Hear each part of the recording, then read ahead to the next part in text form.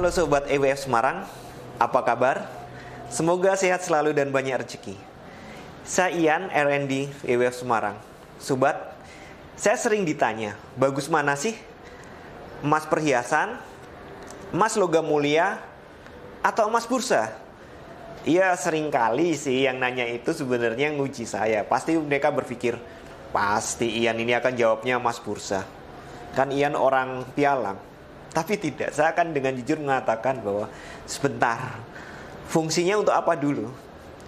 Karena setiap emas tentu cocok untuk fungsi yang berbeda. Emas perhiasan. Emas perhiasan itu cocoknya ya buat yang pingin kelihatan cantik gitu. Ya panjat sosial dikit lah biar kelihatan kaya gitu. Ya buat pamer saat kondangan atau harisan gitu. Atau pergi ke event-event. Nah itu cocoknya memang emas perhiasan. Tapi itu bukan investasi. Ya banyak sih ibu-ibu, emak-emak bilang, oh ini investasi saya gitu sambil nunjukin emasnya. Tapi maaf, itu bukan investasi. Kenapa saya bilang bukan investasi? Memang harga emas akan selalu naik, tapi butuh waktu berapa lama?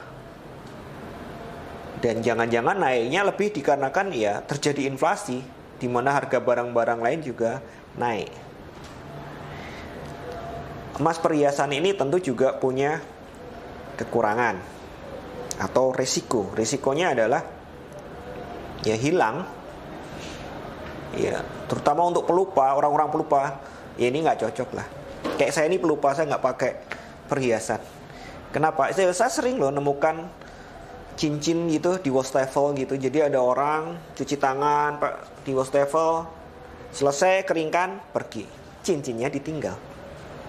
Risiko dong, bener nggak? Belum lagi adalah risiko terjadinya kejahatan. Ingat kata Bang Nabi, kejahatan itu terjadi bukan hanya karena niat, tapi kesempatan. Ya, Anda kesini glamor pakai perhiasan, orang iri dong. Mungkin ada yang langsung niat jahatnya baru muncul. Terjadilah jambret, begal. Bener nggak? Jadi ya silakan kalau itu memang cocok untuk Anda, tapi ya resikonya berarti nambah. Bukan cuma kehilangan barang yang Anda bilang investasi itu tadi, tapi juga berisiko pada keselamatan Anda. Nah, kemudian bagaimana dengan emas logam mulia? Ya, emas logam mulia adalah cocok untuk Anda yang menabung. Jadi emas logam mulia sekali lagi bukan investasi. Kok gitu Pak? Iya sama. Logam mulia dan logam emas yang untuk perhiasan itu sama. Selisih antara harga beli dan harga jual itu lumayan tinggi gitu. Butuh waktu lama untuk sekedar nutup ya. Contoh yang saya alami sendiri lah. Saya sempat beli berapa gram emas gitu. Saya beli ketika harganya 1 gramnya masih sekitar 950.000. Itu harga beli saya.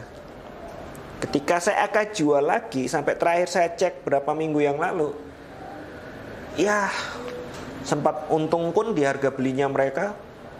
Jadi mereka beli buyback itu nggak seberapa. Bahkan kadang-kadang agak turun lagi malah rugi. Ngapain? Ya sudah, saya simpan.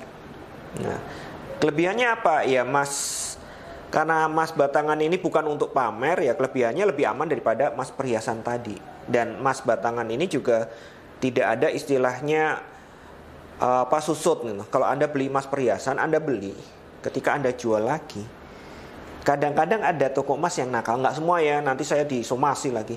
Ada yang agak nakal gitu, dibilang susut. Ya saya nggak tahu apakah beneran susut, karena Anda sering pakai, kegesek-gesek, wajar dong susut. Atau mungkin memang ya ada yang nakal gitu, saya bilang ada gitu. Mungkin ya, saya takut disomasi. Mungkin diakalin di timbangannya, saya nggak tahu. Tapi yang jelas, seringkali ketika kita menjual emas nih, saya pernah dicurhatin nenek saya dulu, iya dibilang susut, padahal di suratnya 5 gram, begitu ditimbang sana nggak nyampe 5 gram. Nah, itu risiko juga. Tapi di emas yang sifatnya itu logam mulia, yang emas batangan, itu tidak ada. Bahkan untuk yang sekarang itu benar-benar modelnya kayak kartu ATM gitu, dan emasnya sendiri disegel, dilapisi agar tidak kegesek-gesek dan susut. Ya, itu resikonya adalah ya sama. Mungkin orang akan tahu Anda menyimpan emas di rumah Anda. datengin maling, garong, repot dong. Tetap aja itu berisiko. Ya Anda harus menyiapkan tempat yang cukup aman. Tapi kalau sudah modelnya dirampok, biarpun di brankas ya Anda dipaksa untuk buka brankas itu, benar gak? Ya aman disimpan di bank aja Pak. Nah disimpan di bank berarti Anda menyewa brankas di bank, menyewa safety box, biaya lagi dong. Terus mau balik modalnya ya lebih lama lagi. Jadi kalau Anda niatnya memang hanya untuk menabung, daripada uang Anda itu tersimpan di rekening, di ATM, terus ditarik terus buat belanja, ya memang belikan emas aja. Aman dari inflasi, aman dari diri Anda. Maksudnya aman dari inflasi itu ya Anda ingatlah dulu nih angkatan-angkatan ya seperti saya, kids 90-an, punya uang 50 rupiah koin itu sudah bisa jajan. Punya uang 500 yang gambar monyet, bukan monyet ya, itu orang hutan. Itu serasa sultan di antara teman-teman. Sekarang nggak bisa buat beli. 500 nggak ada kertas lagi, bahkan koin gitu. Bahkan kalau kota-kota yang mahal gitu, biaya hidupnya mahal, seperti saya pernah tinggal di Balikpapan, uang koin itu bahkan orang malas nerima uang koin itu, karena ya memang nggak bisa buat beli apa-apa uang koin di sana. Kalau di Semarang masih terimalah uangnya, uang koin. Nah itu, jadi ya kalau Anda bilang mau investasi beli emas, pikir ulang, bener nggak itu investasi? Kok lama untungnya? Nah kalau investasi di mana? Nah kalau investasi baru tepatnya adalah emas bursa. Emas bursa, Anda investasi di situ. Kenapa? Karena di emas bursa ini pergerakan harganya tinggi sekali gitu.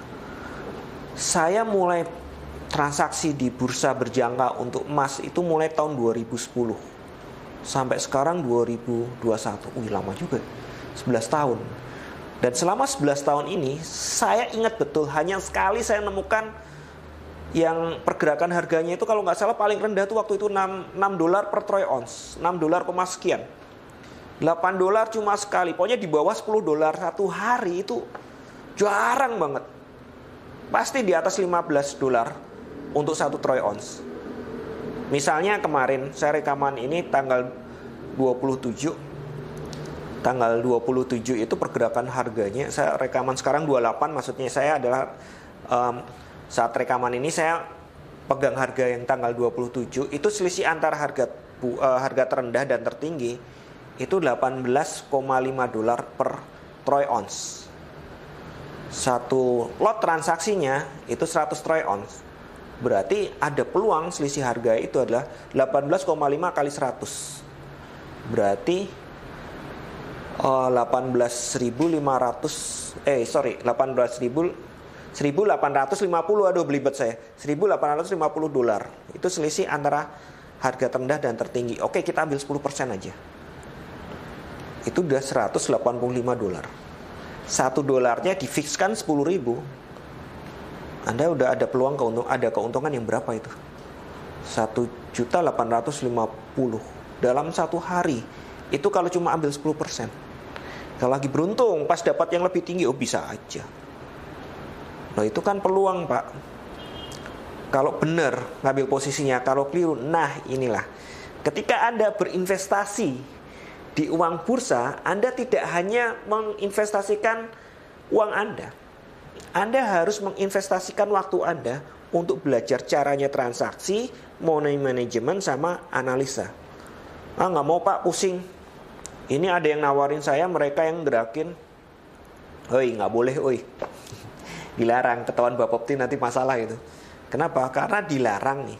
Pihak pialang itu dilarang menerima akun password nasabah, apalagi mentransaksikan, yang nggak boleh. Lah, kalau robot Pak, robot lagi.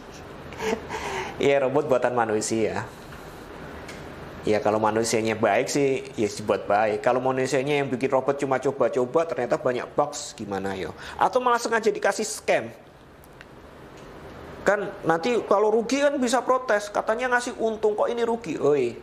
Pasti saya yakin yang jualan robot tuh pasti ada klausalnya bahwa tidak menjamin 100% untung. Jadi ada resiko juga ya. Kenapa Anda nggak belajar sendiri, belajar analisa. Nanti kan ya Anda juga punya wawasan yang luas, belajar money management, Anda kuasai uang Anda sendiri, Anda berkembang di situ. Nah, terus kekurangannya Pak, kayaknya lebih, kan sudah saya bilang. Kekurangannya ya risiko itu tadi. Di sini adalah high gain, otomatis high risk. Keuntungan yang besar pasti mengandung risiko yang besar juga. Nggak ada yang nggak kayak gitu. Ibarat naik motor, kalau laju risikonya ya gede. Kalau risikonya kecil, ya agak lambat. Apakah lambat pasti nggak ada risiko? Ya ada. Bisa ketabrak yang laju, bener nggak? Sama di sini. Jadi kembali lagi, jika Anda bertanya pada saya, seperti rekan-rekan yang lain bertanya pada saya, bagus mana? Apakah emas perhiasan? Ataukah emas logam mulia atau emas batangan, orang sering bilang seperti itu, atau emas bursa? Ya, saya kembalikan Anda. Fungsi emas yang Anda inginkan itu apa? Kalau Anda ingin belikan istri Anda gitu, atau ibu Anda lah, biar senang dikasih emas, ya emas perhiasan aja. Pasti senang. Apalagi ya buat rekan-rekan, saya sering tuh ngomong ke bisnis konsultan di sini. Komisi pertama beliin emas buat emak kamu. Emang kenapa Pak? Ya biar dia bangga. Apalagi mau lebaran itu. Nanti setiap orang datang, satu kampung diceritain, wah anakku udah pinter cari duit, beliin aku emas. Bangga dia, bahagia dia. Nah itu fungsinya. Tapi kalau Anda pengen nabung sekedar biar nggak khilaf terus, beli ini beli itu nggak jelas, ya emas batangan itu, emas logam mulia. Sekarang pecahan kecil ada kok, nggak harus tinggi-tinggi. Tapi nggak di kita nggak jualan, ke tetangga sebelah aja. Nggak usah saya sebutkan, saya nggak di endorse ya. Nah, tapi sekali lagi, kalau Anda pingin investasi, pingin uang Anda berkembang, ya masukkan di emas bursa. Uangnya besar loh. Sehari bisa $20 per troy ounce. Satu unitnya 100 troy ounce. Kalikan saja. Kalikan dengan fixnya Rp10.000 per dolar. Kalau Anda pengen transaksi fix. Kalau Anda pengen transaksi yang floating, ya kalikan aja 14, sekian ribu per dolar. Oke? Jadi pertanyaan itu saya balikin lagi ya. Pertanyaan, lebih bagus mana? Emas perhiasan, emas logam mulia, atau emas bursa? Anda sendiri yang jawab. Kenapa? Itu uang Anda, tujuannya emas untuk apa? Oke, tentukan secara bijak. Sekian dulu untuk video kali ini. Salam sukses, berkah, lancar, dan manfaat.